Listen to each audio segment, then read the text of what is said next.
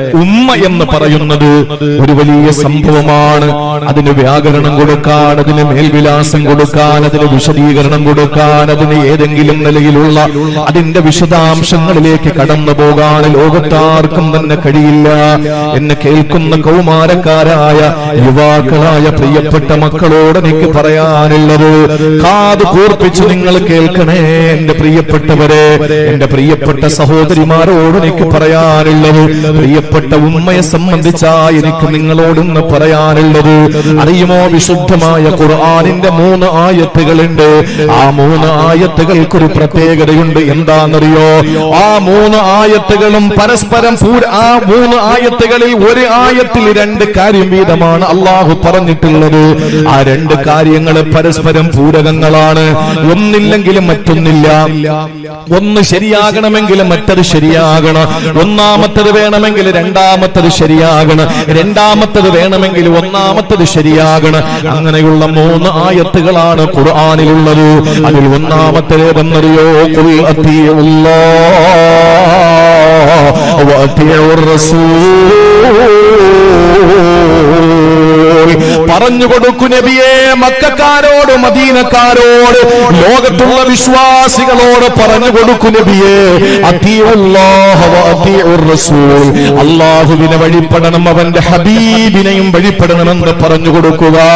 ഈ ആയത്തിൽ അല്ലാഹു 2 കാര്യങ്ങളാണ് പറഞ്ഞത്. ഒന്ന് റസൂലുള്ളാഹിനെ വഴിപ്പെടുന്ന വിഷയം, ഒന്ന് അല്ലാഹുവിനെ വഴിപ്പെടുന്ന വിഷയമാണ്. അല്ലാഹുവിനെ വഴിപ്പെടുന്ന ഒരാൾ റസൂലുള്ളാഹിനെ വഴിപ്പെട്ടില്ലെങ്കിൽ ആ വഴിപ്പെടൽ അല്ലാഹുക്ക് വേണ്ടത്രേ. അല്ലാഹുവിനെ വഴിപ്പെടുന്ന ഒരാൾ റസൂലുള്ളാഹിനെ അനുസരിക്കാതിരുന്നാൽ ആ അനുസരണം അല്ലാഹുക്ക് വേണ്ടെന്നാണ്. എന്റെ പ്രിയമുള്ള സഹോദരങ്ങളെ, ഇന്ന് പലരും പറയാറുണ്ട്, എനിക്കെന്റെ അല്ല മതി പോരാ, എനിക്കെന്റെ അല്ല മാത്രം പോരാ. മദീനയുടെ രാജാവ്, മക്കയുടെ ജേതാവ്, കൽബിന്റെ ജേതാവ്, ഹൃദയത്തിന്റെ അംശമേ, കരളിന്റെ കഷണമേ, അല്ലാഹുവിന്റെ ഹബീബേ, നമ്മുടെ വികാരമേ, നമ്മുടെ വിചാരമേ, ലോകത്തിന്റെ മുത്തേ, ആമിനയുടെ പൊന്നുമോനെ, അബ്ദുള്ളയുടെ തങ്കക്കുടമേ, വസീലത്തുനാ ഫിദ്ദാറൈൻ, റൂഹി ഫിദാ അഹ്മദ് മുജ്തബ ത്വഹ മുഹമ്മദുർ റസൂലുള്ളാഹ് സ്വല്ലല്ലാഹു അലൈഹി വസല്ലമ അംഗീകരിക്കാത്ത നിസ്കാര തഴമ്പുള്ളവന്റെ നമസ്കാരം അല്ലാഹുക്ക് വേണ്ട. അല്ലാഹുവിന്റെ ഹബീബിന്റെ പേരിൽ സ്വലാത്ത് ചൊല്ലാത്തവന്റെ നമസ്കാരം അല്ലാഹുക്ക് വേണ്ട. എനിക്ക് റസൂലുള്ളാഹല്ല വലുത്, എനിക്ക് അല്ലാഹുവാണെന്ന് വലുതെന്ന് വിളിച്ചു പറയുന്നവന് നീ കണങ്കാലിന് മുകളിൽ മുണ്ടെടുത്താൽ, നിന്റെ ദാടി എത്രത്തോളം നെഞ്ചത്തം വരെ കിടന്നാലും, എത്ര നിസ്കാര തഴമ്പുണ്ടായാലും റസൂലുള്ളാഹില്ലാതെ നിനക്ക് ദീന് സമ്പൂർണ്ണമല്ല മോനെ. അതുകൊണ്ട് അത്തിഉല്ലാഹ വ അത്തിഉർ റസൂൽ പരസ്പര പൂരകങ്ങളാണ്. ഒന്നുണ്ടെങ്കിലേ മറ്റതുള്ളൂ, റസൂലുള്ളാഹി ഉണ്ടെങ്കിലേ അല്ലാഹു ഉള്ളൂ എന്നാണ്. ഇനി രണ്ടാമത്തെ ആയത്ത് ഏതെന്നറിയോ? അഖീമുസ്സലാഹ വ ആത്തുസ് സകാത്ത്. ഈ ആയത്തിലും 2 കാര്യങ്ങളാണ് അല്ലാഹു പറഞ്ഞത്. ഒന്നാമത്തെ കാര്യം, നിങ്ങൾ നിസ്കാരം നിലനിർത്തണം, സകാത്ത് കൊടുക്കണം. ഇന്ന് ചില ആളുകളുണ്ട്, നിസ്കാരം എത്ര വേണോ നിർവഹിക്കും. 5 നേരം നിസ്കാരം കൃത്യമാണ്, ളുഹായും തഹജ്ജുദും കൃത്യമാണ്, ജുമഅയും ജമാഅത്തും വളരെ കൃത്യമാണ്, പെരുന്നാളുകൾ കൃത്യമാണ്, തറാവീഹ് കൃത്യമാണ്, മഴയെ തേടിയുള്ള നിസ്കാരം കൃത്യമാണ്, സൂര്യ ചന്ദ്രഗ്രഹണ നിസ്കാരങ്ങൾ കൃത്യമാണ്, മയ്യത്ത് നിസ്കാരം കൃത്യമാണ്, ഇശ്റാഖും അവ്വാബീനും കൃത്യമാണ്. എല്ലാ നിസ്കാരങ്ങളും കൃത്യമായി നിർവഹിക്കും. പക്ഷേ ഒരു നയാ പൈസ പാവപ്പെട്ടവന്റെ അവകാശമായി കൊടുത്തു വിടൂല, അവന്റെ സമ്പത്തിൽ നിന്ന് 1 രൂപ ഇറക്കി വിടൂല. അങ്ങനെയുള്ളവന്റെ നിസ്കാരം അല്ലാഹുക്ക് വേണ്ട. നീ നമസ്കാരം നിർവഹിക്കുന്നവനാണോ, സകാത്ത് കൊടുത്തില്ലെങ്കിൽ നിന്റെ നിസ്കാരം അല്ലാഹുക്ക് വേണ്ട. പടപ്പുകളോടുള്ള ബാധ്യതകൾ സമ്പൂർണ്ണമായി പാലിച്ചിട്ട് മതി അല്ലാഹുവിനോടുള്ള എല്ലാ നീതിയും കാണിക്കേണ്ടത്. ഇത് രണ്ടാമത്തെ ആയത്താണ്. ഇനി മൂന്നാമത്തെ ആയത്താണ് നമ്മുടെ വിഷയം. എന്റെ പ്രിയപ്പെട്ടവരെ, അല്ലാഹു പറയുകയാണ്, അനിഷ്കുർലി വലിവാലിദൈക, എനിക്ക് നീ ഗുണം ചെയ്യണേ മോനെ, വലിവാലിദൈക, നിന്റെ മാതാപിതാക്കൾക്കും ഗുണം ചെയ്യണേ. സുബ്ഹാനല്ലാഹ്, ഇതെന്തോ ഒരു വാക്കാണെന്നറിയോ, ഇതെത്ര അർത്ഥഗർഭമായ ആശയമാണെന്നറിയോ. അല്ലാഹു പറയുന്നു, അനിഷ്കുർലി, എനിക്ക് നീ ശുക്ർ ചെയ്യണോ, വലിവാലിദൈക, നിന്റെ മാതാപിതാക്കൾക്കും നീ നന്ദി കാണിക്കടോ. അല്ലാഹു റബ്ബുൽ ഇസ്സത്ത് പറഞ്ഞതാ, മാതാപിതാക്കളെ വൃദ്ധസദനത്തിൽ കൊണ്ടുവന്ന് കാശ് കൊടുത്ത് അഡ്മിറ്റ് ചെയ്തിട്ട് ഏത് പള്ളിയിൽ ചെന്ന് തസ്ബീഹ് മാല എടുത്താൽ, ഓ പടച്ചിറക്കാരാ, നിന്റെ നിസ്കാരം അല്ലാഹു വേണ്ട, നിന്റെ ശുക്ർ പടച്ചോന് വേണ്ട, നിന്റെ തസ്ബീഹുകൾ അല്ലാഹു വേണ്ട. പാവപ്പെട്ട മാതാപിതാക്കൾക്ക് ഒരു നേരത്തെ ഭക്ഷണം കൊടുക്കാറ് അവരോട് പിണങ്ങിയിട്ട് എന്ത് സ്വർഗമാണടാ നിനക്ക് കിട്ടുക?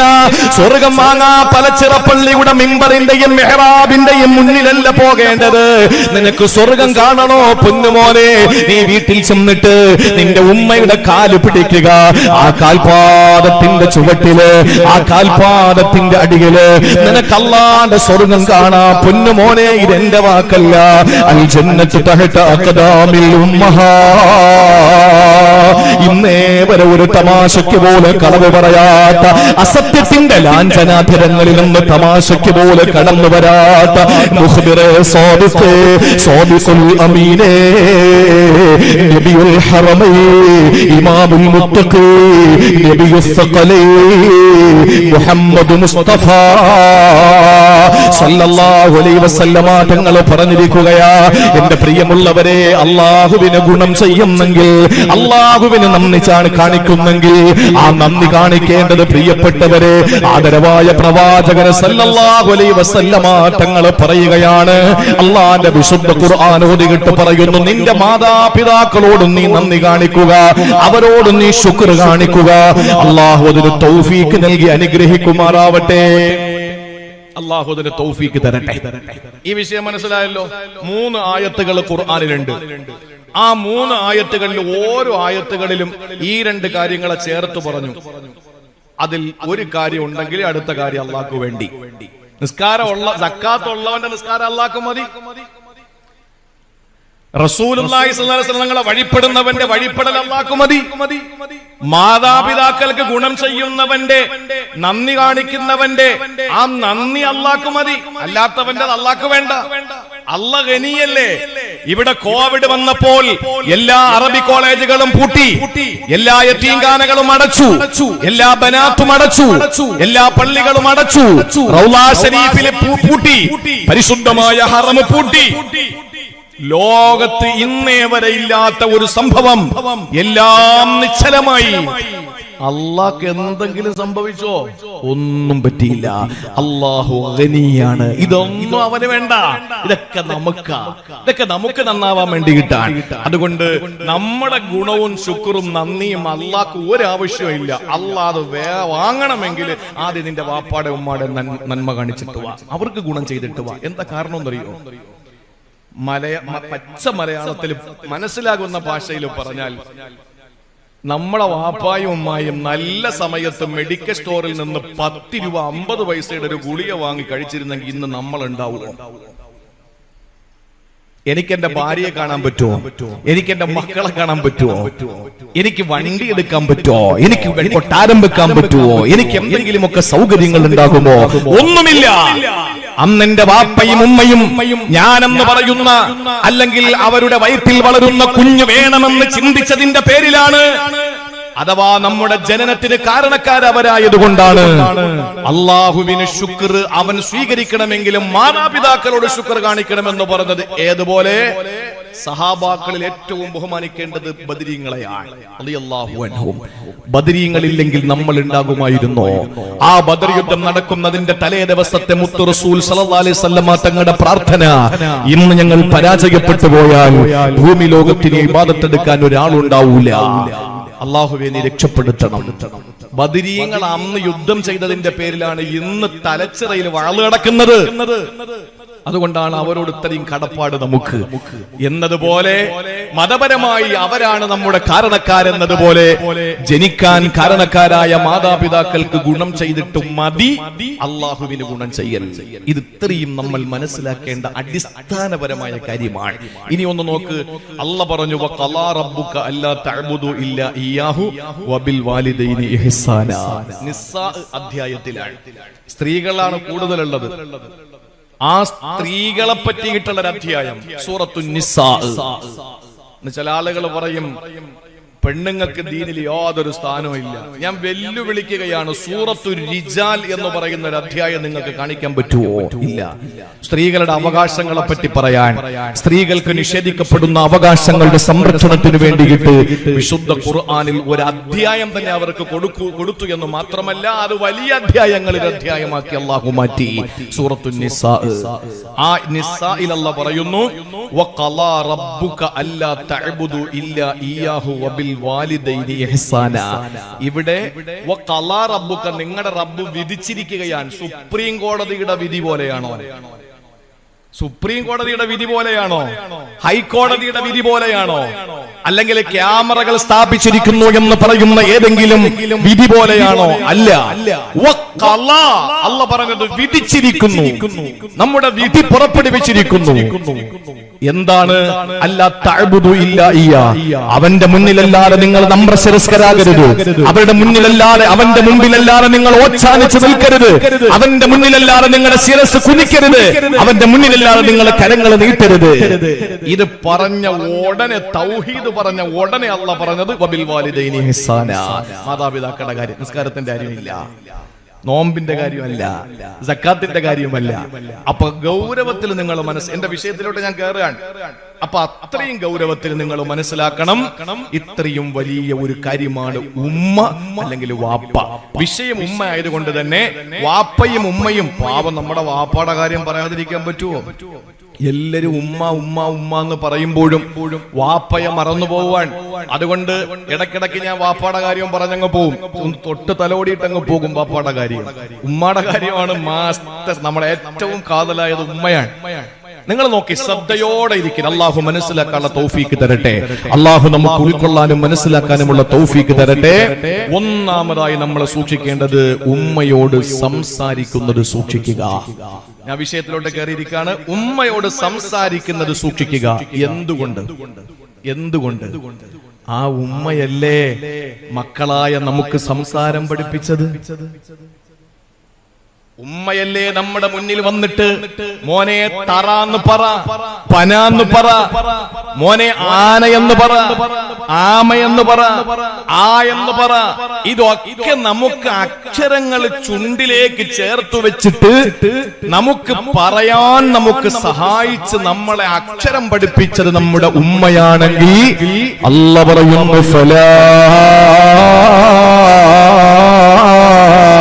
ഫഖുല്ലഹുമാ ഉഫ്. മോനെ, നീ നിന്റെ ഉമ്മയോട് ഛേ എന്നൊരു വാക്ക് പറയല്ലേ, ഉമ്മയോട് ഛേ എന്ന ഒരു വാക്ക് നീ പറയല്ലേ. ഇത് വിശുദ്ധ ഖുർആനിൽ അല്ലാഹു പറയുമ്പോൾ മുഫസ്സിരീങ്ങൾ അതിന്റെ അടിയിൽ വന്ന് പറഞ്ഞതെന്തെന്നറിയോ?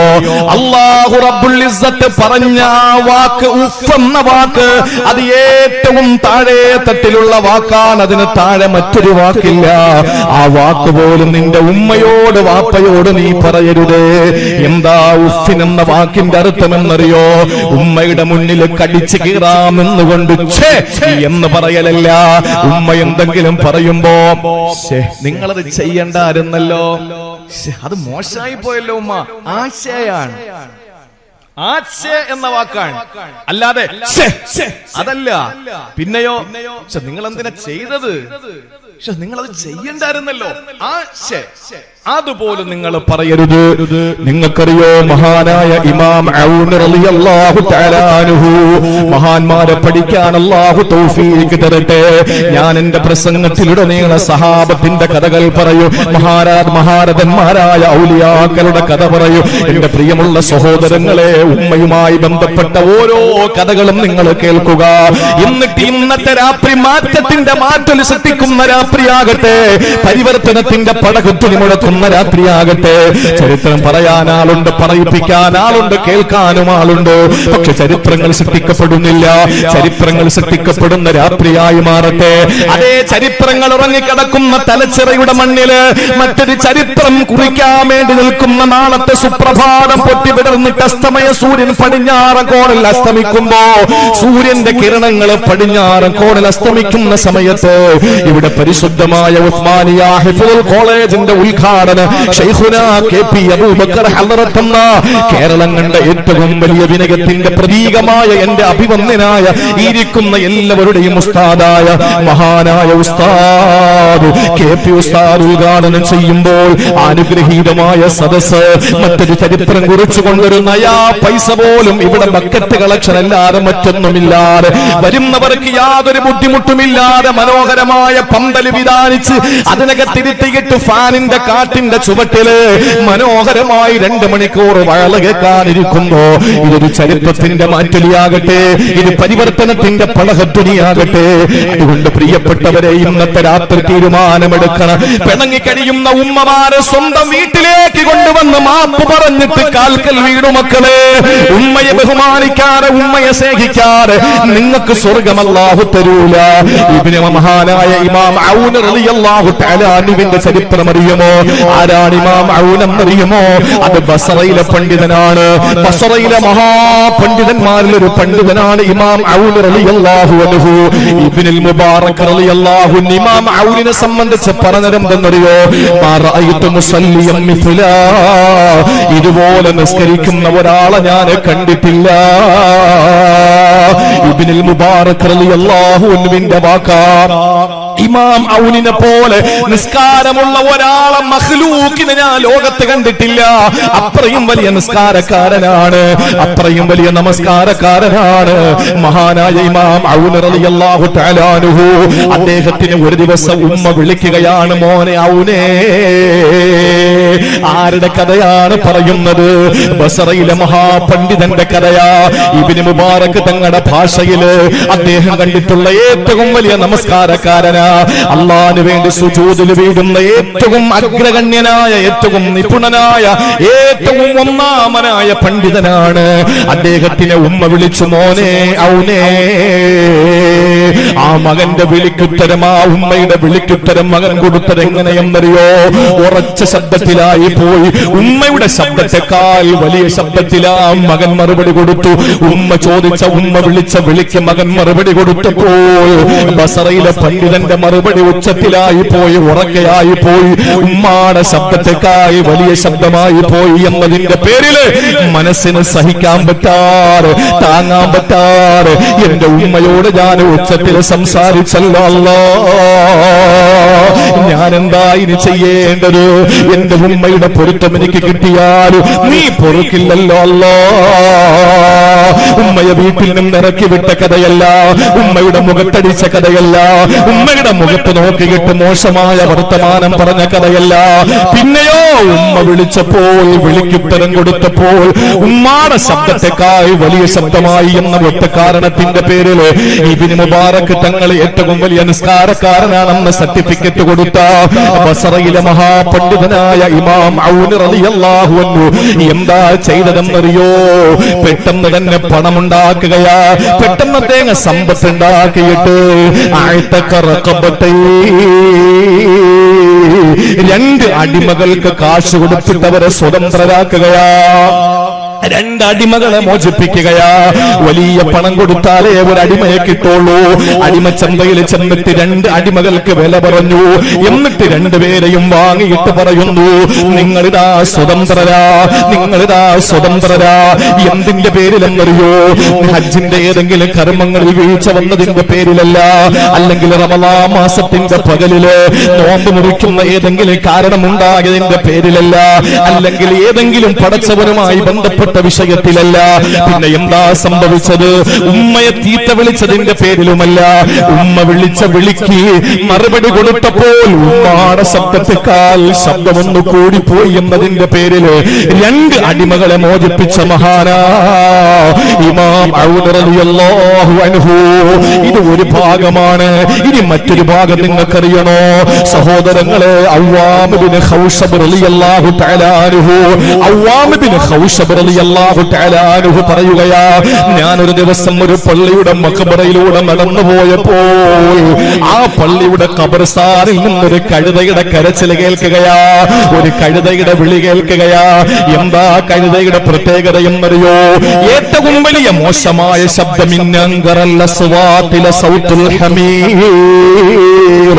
ഏറ്റവും മോശമായ ശബ്ദം കഴുതയുടെ ശബ്ദമാ. ആ കഴുതയുടെ ഓരിയിടൽ വല്ലാത്ത അരോചകം സൃഷ്ടിക്കുന്ന ശബ്ദമാ. ആ ശബ്ദത്തിൽ ഖബർസ്ഥാനിൽ നിന്നൊരു വിളി കേൾക്കുകയാണ്. ഓടിച്ചെന്ന് നോക്കുമ്പോ അല്ലാ അല്ലാ, ഒരു ഖബറടാ പിളർന്നു കിടക്കുകയാ. ആ ഖബറിനകത്തേക്ക് എത്തി നോക്കുമ്പോ ഒരു മനുഷ്യനതാ ഇരുന്ന് വലിയ വായിൽ കരയുകയാ. ആ മനുഷ്യന്റെ പ്രത്യേകത അറിയുമോ? ജസദുഹു ജസദുൽ ഇൻസാൻ, മനുഷ്യന്റെ ശരീരമാണ്, പക്ഷേ റഅസുഹു റഅസുൽ ഹിമാർ, കഴുതയുടെ തലയും മനുഷ്യന്റെ ഉടലുമുള്ള ഒരു മനുഷ്യനാ ഖബറിനകത്തിരുന്ന് വലിയ വായിൽ കരയുകയാ. അത് ഖബറിന്റെ ഭിത്തിക്ക് മുകളിലേക്ക് വരുമ്പോൾ ആ ശബ്ദമതാ കഴുതയുടെ ശബ്ദമായി മാറുകയാ. ആ സമയത്ത് മഹാനായ അവ്വാം ഇബ്നു ഖൗസബ് റളിയല്ലാഹു അൻഹു ഒരു നിമിഷം പകച്ചു നിൽക്കുകയാ. എന്താണ് ഏതാണ് ഈ ഖബർ? ആരാണ് ഖബറിന്റെ ഉള്ളില്? അതുവഴി പോയ ഒരാളോട് ചോദിച്ചു, ആ ഖബറിന്റെ അവസ്ഥ എന്താ അറിയുമോ? അയാളെ നിങ്ങൾക്ക് ഇല്ല. ഞാൻ ഇവിടെ വന്നപ്പോൾ ഇതൊരു അസ്ർ നമസ്കാരത്തിന് ശേഷമായി സംഭവം നടന്നത്. ഇതാരുടെ ഖബറാണ്? ആ സമയത്ത് അവിടെ നിന്ന് ആള് പറഞ്ഞു കൊടുത്തു, അതൊരു മനുഷ്യൻ, മദ്യപാനിയായിരുന്ന മനുഷ്യനാ, കള്ളുകുടിയനായിരുന്ന മനുഷ്യനാ. അയാൾക്ക് ഉമ്മയുണ്ടായിരുന്നു വീട്ടില്. ആ ഉമ്മയുടെ മുന്നിലേക്ക് കള്ളും കുടിച്ചു വന്നിട്ട് മോശമായ വാക്കുകൾ പറയുമായിരുന്നു.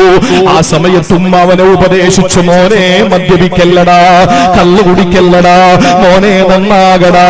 ഇത് ഉമ്മ ഉപദേശിച്ച് ഒരു ദിവസം ഉമ്മയോട് അവനെ ദേഷ്യപ്പെട്ടുകൊണ്ട് പറഞ്ഞു, ഇന്നമാ തൻഹഖീന കമാ യൻഹഖുൽ ഹിമാർ, കഴുത വിളിക്കും പോലെ വിളിക്കല്ല ഉമ്മ. ഉമ്മയുടെ ഉപദേശം അവന് കഴുതയുടെ സ്വരം പോലെ ചേർത്തിട്ട് പറഞ്ഞു, ഉമ്മ കഴുതയുടെ കരച്ചിൽ കരയും പോലെ നിങ്ങൾ കരയല്ലേ. എന്നാ മനുഷ്യൻ പറഞ്ഞു. കുറെ നാള് കഴിഞ്ഞിട്ട് അയാൾ മരിച്ചു. മരിച്ചതൊരു അസർ കഴിഞ്ഞിട്ടാണ്. അയാളെ കൊണ്ടുവന്ന് ഖബറടക്കി. എല്ലാ അസറിന് ശേഷവും ഇത് തന്നെയാണ് സംഭവിക്കുന്നത്. എല്ലാവർക്കും ഭയമാണ് ഇതുവഴി വരാൻ. നിങ്ങൾ ചോദിക്കും, എത്രയോ ഉമ്മമാരെ ചീത്ത വിളിച്ച മക്കളെ തലച്ചിറയിലെ ഖബറടക്കി, എത്രയോ ഉമ്മമാരെ ചീത്ത വിളിച്ച മക്കളെ കുന്നിക്കോട് പള്ളിയുടെ ഖബർസ്ഥാനിൽ അടക്കിയിട്ടുണ്ട്. ഇതുവരെ ഞങ്ങളാരും കേട്ടിട്ടില്ലല്ലോ കരച്ചില്. അവ്വാം ഇബ്നു ഖൗസബിനെ പോലെ ധീരന്മാരാകാൻ കഴിഞ്ഞിട്ടുണ്ടോ? അവ്വാം ഇബ്നു ഖൗസബിനെ പോലെ അല്ലാഹുവിനെ സൂക്ഷിച്ചു ജീവിക്കുന്നവരാകാൻ നമുക്ക് കഴിഞ്ഞിട്ടുണ്ടോ? ഇല്ല. അതുകൊണ്ടാണ് നമ്മളത് കേൾക്കാത്തത്. ഒരു ചെറിയ മൃഗത്തെ കൊണ്ടുവന്ന് ഖബറിന്റെ അടുത്ത് കെട്ടി നോക്ക്. കള്ളുകുടിയന്റെ ഖബറില്, നിസ്കാരമില്ലാത്തവന്റെ ഖബറില്, വ്യഭിചാരിയുടെ ഖബറില്, പലിശക്കാരന്റെ ഖബറില്, റസൂലുള്ളാഹിനെ അധിക്ഷേപിക്കുന്നവന്റെ ഖബറില്, ഔലിയാക്കളെ തള്ളിപ്പറയുന്നവന്റെ ഖബറില് ഏതെങ്കിലും ഒരു മൃഗത്തെ കൊണ്ട് കെട്ടി നോക്കുവോ? ആ മൃഗം അങ്ങോട്ടും ഇങ്ങോട്ടും ചാടുന്നതും ഓടുന്നതും കാണാ. എന്തുകൊണ്ടെന്നറിയോ? ജിന്ന് മനുഷ്യ വിഭാഗമല്ലാത്ത എല്ലാ സൃഷ്ടികൾക്കും ഖബറാളികളുടെ നിലവിളി കേൾപ്പിക്കുമെന്ന് ലോകത്തെ ഞങ്ങളുടെ ഓരോരുത്തരുടെയും നമ്മുടെ എല്ലാവരുടെയും ജീവന്റെ ജീവനായ ലോകം കണ്ട ഏറ്റവും വലിയ അനുഗ്രഹീതമായ അനുകരണത്തിന്റെ ആവിഷ്കാരങ്ങള് തന്റെ അകതാരിന്റെ അകക്കാമ്പിൽ ആണിക്കല്ലിട്ടുറപ്പിച്ച സ്നേഹത്തിന്റെയും താല്പര്യത്തിന്റെയും ഇഷ്ടത്തിന്റെയും ഹബ്ബിന്റെയും എല്ലാ പരിധികളെയും ലംഘിച്ചുകൊണ്ട് വാരിയല്ലുകളിൽ നിന്ന് തകർത്ത് പുറത്തേക്ക് വരുന്ന പ്രണയത്തിന്റെ പ്രതീകമായ കാരുണ്യത്തിന്റെ പ്രവാചകൻ നബി മുഹമ്മദ് മുസ്തഫ സല്ലല്ലാഹു അലൈഹി വസല്ലം തങ്ങൾ പറയുകയാ, ഒരു ഭാഗത്ത് ഇമാം ഔൻ റളിയല്ലാഹു അൻഹു ഉമ്മ വിളിച്ചപ്പോൾ അതിനേക്കാൾ വലിയ ശബ്ദത്തിൽ മറുപടി കൊടുത്തു എന്ന ഒറ്റ കാരണത്തിന്റെ പേരിൽ രണ്ടടിമകളെ മോചിപ്പിക്കുന്നു. ഇപ്പുറത്ത് അവ്വാം ഇബ്നു ഖൗസബ് റളിയല്ലാഹു തആല അൻഹു കണ്ടത് ഉമ്മ മദ്യപിച്ചു വരുന്ന മകനെ ഉപദേശിച്ചതിന്റെ പേരിൽ കഴുത നിലവിളിക്കും പോലെ നിങ്ങൾ നിലവിളിക്കല്ലേ എന്ന് പറഞ്ഞ ആ പ്രിയപ്പെട്ട മകനെ മരിച്ചതിന് ശേഷം ഖബറില് അല്ലാഹു റബ്ബുൽ ഇസ്സത്ത് കൊടുത്ത ശിക്ഷ, അവന്റെ നിലവിളി പുറത്തേക്ക് വരുന്നത് കഴുതയുടെ ലളിതയുടെ ശബ്ദത്തിലാണ് എന്ന് ചരിത്രം രേഖപ്പെടുത്തുമ്പോൾ എന്റെ പ്രിയമുള്ള സഹോദരങ്ങളോട് എനിക്ക് പറയാനുള്ളത്, എന്റെ പ്രിയപ്പെട്ട സഹോദരിമാരോട് പറയാനുള്ളത്, ഉമ്മ നമ്മുടെ ജീവനാകണം, വാപ്പ നമ്മുടെ ജീവനാകണം. നമ്മുടെ ഉമ്മയും വാപ്പയും നമ്മൾ ഓരോരുത്തരുടെയും സർവസ്വവുമായി മാറണം. അത് പുണ്യമായ ആരാധനയെന്ന് മാത്രമല്ല, തൗഹീദ് കഴിഞ്ഞാൽ ഏറ്റവും പ്രധാനപ്പെട്ട ഇബാദത്താണ്. അല്ലാഹു അതിന് തൗഫീക്ക് നൽകി അനുഗ്രഹിക്കുമാറാവട്ടെ. ഈ ബുഖാരിയിലുള്ളത് മാത്രമേ നമുക്ക് അംഗീകരിക്കാൻ പറ്റുള്ളെങ്കിൽ പിന്നെ പ്രസംഗമൊന്നും നടക്കൂല. നമുക്കെല്ലാം ഉണ്ട്. ഇത് നമ്മൾ അറിയാത്തതിന്റെ പേരില്ല. നമ്മുടെ സഹോദരങ്ങൾക്കൊന്നും ഈ ബുഖാരി ഏത് മുസ്ലിം ഏതെന്ന് അറിയാത്തത് കൊണ്ടാണ്, അല്ലാതെ വേറെ അവർക്ക് എതിർപ്പുള്ളത് കൊണ്ടോ വിഷമുള്ളത് കൊണ്ടൊന്നും അല്ല. ഒരാൾ ഒരിക്കൽ ജുമാ കഴിഞ്ഞിറങ്ങും വന്നിട്ട് ചോദിച്ചു, നിങ്ങൾ പറഞ്ഞ ഹദീസ് ബുഖാരിയിലുണ്ടോ? ഞാൻ പറഞ്ഞില്ല. അത് ബുഖാരി മാത്രം നിങ്ങൾ അംഗീകരിക്കോ? അതെ, ബുഖാരി മാത്രം അംഗീകരിക്കൂ. ഞാൻ പറഞ്ഞത് മുഹമ്മദ് ബിൻ ഇസ്മായിലിന്റെ ഹദീസാണ്, അംഗീകരിക്കാൻ പറ്റുമോ? ഇല്ലല്ല, അതങ്ങനെ ഞങ്ങൾ അംഗീകരിക്കുന്ന പ്രശ്നേ ഇല്ല. പാവം. ഞാൻ പറഞ്ഞു, സഹോദര, തലച്ചിറ സലീമുൽ ഹാദി ഉസ്താദ് എന്ന് പറയുന്നത് പോലെ, തലച്ചിറ ഷാജാ മൗലവി എന്ന് പറയുന്നത് പോലെ, തലച്ചിറ അബൂബക്കർ ജീലാനി എന്ന് പറയുന്നത് പോലെയാണ് ബുഖാരി എന്ന് പറയുന്നത്. ബുഖാരി എന്ന് പറഞ്ഞാൽ മൂപ്പരുടെ സ്ഥലമാണ്, ബുഖാറ. അദ്ദേഹത്തിന്റെ പേര് മുഹമ്മദ് ബിൻ ഇസ്മായിൽ എന്നാണ്. പേരും നാടും പോലും തിരിച്ചറിയാതെയാണ് ബുഖാരിലുണ്ടോ എന്ന് നമ്മളിൽ പലരും ചോദിക്കുന്നത്. അത് നമ്മളോടുള്ള വിരോധം കൊണ്ടോ അല്ലെങ്കിൽ വൈരാഗ്യം കൊണ്ടോ ദീനിനോടുള്ള അനിഷ്ടം കൊണ്ടോ ഒന്നുമല്ല, മറിച്ച് അവർക്ക് അറിയാത്തത് കൊണ്ടാണ്. എന്നാ ഒന്ന് വന്നിരിക്കുമോ ഏതെങ്കിലും മതപണ്ഡിതന്മാർ? നമ്മുടെ പ്രസംഗത്തിനല്ല, മതപണ്ഡിതന്മാരുടെ പ്രസംഗത്തിന് വന്നിരിക്കുവോ? അതില്ല, അതിന് താല്പര്യമില്ല. അതുകൊണ്ട് ഞാൻ പറയാൻ, എന്റെ പ്രിയപ്പെട്ട സഹോദരങ്ങളെ, ഓരോരുത്തരും മനസ്സിരുത്തി ചിന്തിച്ച് ആലോചിച്ച് അടിവരയിട്ട് മനസ്സിൽ കോറിയിടേണ്ട ഒരു വിഷയമാണ് പ്രിയപ്പെട്ട ഉമ്മ. അള്ളാഹുവിന്റെ തൗഹീദിന്റെ തൊട്ടുടനെ പറഞ്ഞതാണ് നിങ്ങൾ ഉമ്മയെ ബഹുമാനിക്കണമെന്ന്. ജീവിച്ചിരിക്കുന്ന ഉമ്മമാരുള്ള എല്ലാ മക്കളും ആ പ്രിയപ്പെട്ട ഉമ്മയെ പൊന്നുപോലെ കൊണ്ട് നടക്കണം. ഭാര്യയ്ക്ക് നമ്മൾ ഈ സ്നേഹം കൂടുമ്പോ എന്താ കൊടുക്കുന്നത്?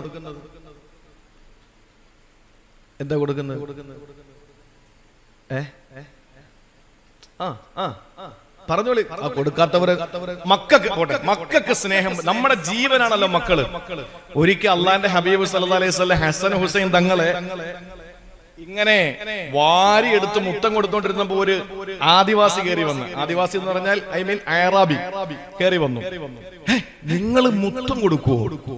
ആ സമയത്ത് റസൂലുള്ളാഹി സ്വല്ലല്ലാഹു അലൈഹി വസല്ലം പറഞ്ഞു, കരുണയുള്ളവനെ കരുണ കാണിക്കാൻ പറ്റൂ. എങ്ങനെ മുത്തം കൊടുക്കണമെന്ന് മുത്ത് റസൂൽ പഠിപ്പിച്ചു. ഇടത്തെ കൈകൊണ്ട് കുഞ്ഞിന്റെ പിടലിയിൽ പിടിച്ചിട്ട് വലത്തെ കൈകൊണ്ട് അവന്റെ ദാടിയലിൽ പിടിച്ചിട്ട് അവന്റെ ചുണ്ടിൽ ചുംബനം കൊടുക്കണമെന്ന് പഠിപ്പിച്ചു ആദരവായ പ്രവാചകൻ മുഹമ്മദ് മുസ്തഫ. ഇതിനപ്പുറം എന്താ നമ്മുടെ ഹബീബ് നമുക്ക് പഠിപ്പിച്ചു തരേണ്ടത്? മക്കളോട്, മക്കളെടാ വാപ്പാക്ക് സ്നേഹം വരുമ്പോ എന്താ തരുന്ന? പറ, ഉറച്ചു പറ, ഉറക്കെ പറ. അത് തന്നെ ഉമ്മ. അപ്പൊ മക്കൾക്ക് കൊടുക്കുന്നതിന്റെ പേരെന്താ? മക്കൾക്ക് കൊടുക്കുന്നതിന്റെ പേരെന്താ? ഉമ്മ. ഞാൻ ചോദിക്കുന്നില്ല വാപ്പ ഉമ്മക്ക് എന്താ കൊടുക്കുന്നതെന്ന്, ഇനിയിപ്പോ ബഹളം ഉണ്ടാവും, വേണ്ട.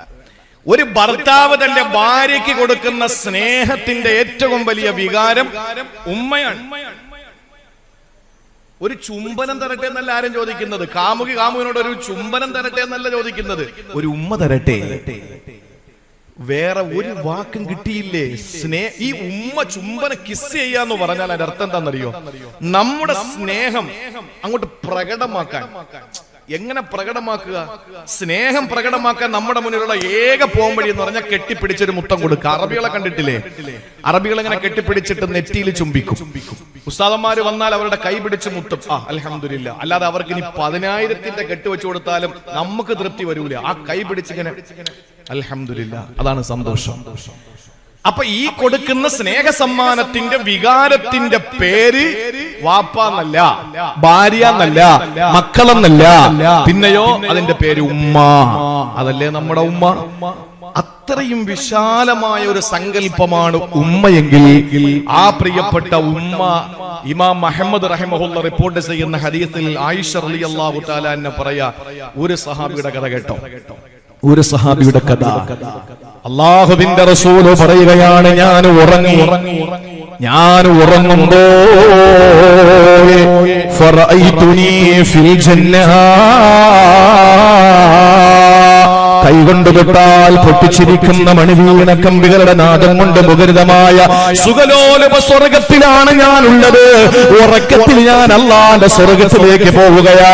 അള്ളാന്റെ ഹബീബ് ഉടലോടെ സ്വർഗത്തിൽ പോയിട്ടുണ്ട്. ഉണർവില് ഉറക്കത്തിൽ അള്ളാന്റെ റസൂൽ സ്വർഗത്തിൽ പോയിട്ടുണ്ട്. രണ്ടും ഹദീസുകളിൽ കാണാം. ആ ഉറക്കത്തിൽ അള്ളാന്റെ ഹബീബ് സ്വർഗത്തിലേക്ക് പോയ കഥ പറയുകയാണ്. ഇമാം അഹ്മദ് റിപ്പോർട്ട് ചെയ്ത ഹദീസാണ്.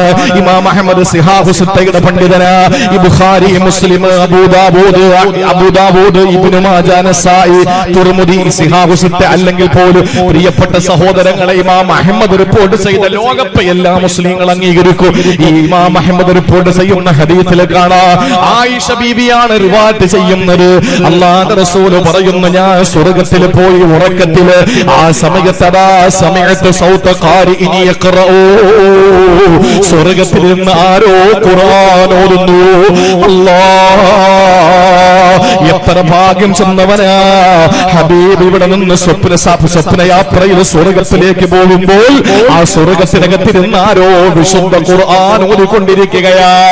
ആ സമയത്ത് ആയിഷ ബീബി റളിയല്ലാഹു അൻഹ കേട്ടുകൊണ്ടിരിക്കുകയാണ്. റസൂലുള്ള പറഞ്ഞു, ഞാൻ ചോദിച്ചു മലായികത്തുകളോട്, മൻ ഹാദാ, ആരാണ് അതിനകത്തിരുന്ന് ഖുർആൻ ഓതുന്നതെന്ന് ഞാൻ ജിബ്രീലിനോട് ചോദിച്ചു. എന്നെ കൊണ്ടുപോകുന്ന മലായികത്തുകളോട് സാധാരണ യാത്രയിലെ സഹയാത്രികൾ ജിബ്രീലും മീകായിലുമാണ്. വലത്ത് ജിബ്രീലുണ്ട്, ഇടത്ത് മീകായിലുണ്ട്. എപ്പോഴും റസൂലുള്ളാഹിന്റെ യാത്ര ആകാശത്തിലാകുമ്പോ വലത്ത് ജിബ്രീലും ഇടത്ത് മീകായില്, ഭൂമിയിലാകുമ്പോ വലത്ത് അബൂബക്കർ ഇടത്ത് ഉമർ റളിയല്ലാഹു അൻഹുമാ. എപ്പോഴും റസൂലുള്ള പോകുന്നത് അങ്ങനെയാ. ഒറ്റയ്ക്ക് റസൂലുള്ള പോകൂല. എവിടെ പോയാലും വലത്ത് അബൂബക്കർ സിദ്ദീഖ്, ഇടത്ത് ഉമർ ഫാറൂഖ്. ആകാശയാത്രയാകുമ്പോ വലത്ത് ജിബ്രീൽ, ഇടത്ത് മീകായില്. അങ്ങനെ യാത്ര പോയി ജിബ്രീലിനോട് ചോദിച്ചു, മൻ ഹാദാ, ഇരുന്ന് ഖുർആൻ ഓതുന്നതാരാ? അവര് പറഞ്ഞു, ഹാരിസത്ത് ബിൻ നുഅ്മാൻ. അദ്ദേഹം ഹാരിസത്ത് ബിൻ നുഅ്മാനാ, ഒരു സഹാബിയാണ്. ചെറിയ സഹാബിയല്ല. അദ്ദേഹം ആരെന്നറിയോ? ഹുമുർ റിജാലു ബലാ ഹുമുൽ ജിബാലു ബലാ കദ്ഹിരി ഫീ ഹിമ്മത്തിൻ ബൽ സാദത്തുൻ കുബറാ. ആണുങ്ങളാണ്, പർവ്വത സമാനമായ ചങ്കൂട്ടത്തിന്റെ പ്രതീകങ്ങളാണ് എന്ന് നമ്മൾ പാടി പുകഴ്ത്തുന്ന ബദരീങ്ങളിൽപ്പെട്ട സഹാബിയ ഹാരിസത്ത് ബിൻ നുഅ്മാൻ. ഹാരിസത്ത് ബിൻ നുഅ്മാനാണ് നബിയെ ഖുർആൻ ഓതുന്നത്. എവിടെ ഇരുന്ന്? പള്ളിയിലല്ല, സ്വർഗ്ഗത്തിനകത്തിരുന്ന് ഖുർആൻ ഓതുകയാ. അല്ലാഹുവിന്റെ റസൂൽ പറയുന്നു, ആയിഷ ബീവി പറയുകയാ, റസൂലുള്ള പറയുകയാണ്, കദാകൽ ബിർ കദാകൽ ബിർ കദാകൽ ബിർ. അതാണ് ഉമ്മയോടുള്ള ബഹുമാനത്തിന് കിട്ടുന്നത്. അതാണ് ഉമ്മയോട് ഗുണം ചെയ്യുന്നവന് കിട്ടുന്നത്. അതാണ് ഉമ്മയോട് ഗുണം ചെയ്യുന്നവന് കിട്ടുന്നത്. എന്നിട്ട് റസൂലുള്ള പറഞ്ഞു, കാന അബറന്നാസി ബി ഉമ്മിഹി. ഉമ്മയോട് ഇത്രത്തോളം ഗുണം ചെയ്യുന്ന ഒരു മോനെ ഞാൻ കണ്ടിട്ടില്ല. ഇതാരുടെ കഥയാണ്? നക്ഷത്രതുല്യരായ സഹാബാക്കളിൽ പ്രമുഖനായ മഹാന്മാരായ ബദരീങ്ങളിൽ ഒരാളായ ഹാരിസത്ത് ബിൻ നുഅ്മാൻ റളിയല്ലാഹു തആല അൻഹുവിന്റെ കഥയാ. അദ്ദേഹം കാന അബറന്നാസി ബി ഉമ്മിഹി. ഉമ്മയോട് ഏറ്റവും നല്ല ഗുണത്തിൽ ഇടപെട്ടിരുന്ന സ്നേഹമുള്ള മോനായിരുന്നത്രേ. അല്ലാഹു കൊടുത്ത സമ്മാനം സ്വർഗ്ഗത്തിലിരുന്ന് ഖുർആൻ ഓതുക. തലച്ചിറ പള്ളി കയറി എന്ന് ഖുർആൻ ഓതാൻ ഭാഗ്യം കിട്ടിയിട്ടുണ്ടോ നമുക്ക്? ഞാനൊരു ഉദാഹരണം പറഞ്ഞതാ, അല്ലെങ്കിൽ ഞാനൊരു അതിന്റെ ഗൗരവത്തിൽ അതിന്റെ വ്യാപ്തി പറഞ്ഞതാണ്. കിട്ടിയിട്ടുണ്ടോ? ഇല്ല. മസ്ജിദുൽ ഹറമിൽ പോയാൽ നമുക്കൊന്ന് ഖുർആൻ ഓതാൻ അവസരം കിട്ടിയിട്ടുണ്ടോ? ഇല്ല. കഅബാലയത്തിന്റെ അകത്ത് നമുക്കിരുന്ന് ഖുർആൻ ഓതാൻ ഭാഗ്യം കിട്ടിയോ? ഇല്ല. ഇതൊന്നും കിട്ടാത്ത നമുക്ക് സ്വർഗ്ഗത്തിനകത്തിരുന്ന് ഖുർആൻ ഓതിയ ഒരു മകൻ ഉപ്പയോട് കാണിച്ച സ്നേഹത്തിന് അല്ലാഹു കൊടുത്ത സമ്മാനമാണെന്ന് കേൾക്കുമ്പോ നമുക്ക് നിഷ്പ്രയാസം കഅബയുടെ അകത്തിരുന്ന് ഓതാൻ പറ്റിയില്ലെങ്കിലും, റിയാദുൽ ജന്നയിലിരുന്ന് ഓതാൻ പറ്റിയില്ലെങ്കിലും, പരിശുദ്ധ ഹറമിനകത്തിരുന്ന് ഓതാൻ പറ്റിയില്ലെങ്കിലും, കാരണം ഇതൊക്കെ പോലീസ് അങ്ങ് പൂട്ടിയെന്നിരിക്കട്ടെ, തലച്ചിറ പള്ളിയിൽ ഇരുന്ന് ഓതാൻ പറ്റിയില്ല. ഇമാമും കമ്മിറ്റിക്കാരും കൂടെ പൂട്ടി. അല്ലാഹ് കാത്തുരക്ഷിക്കട്ടെ, അങ്ങനെ പൂട്ടൂല. പൂട്ടിയ പള്ളികളുണ്ട് കോവിഡിന്.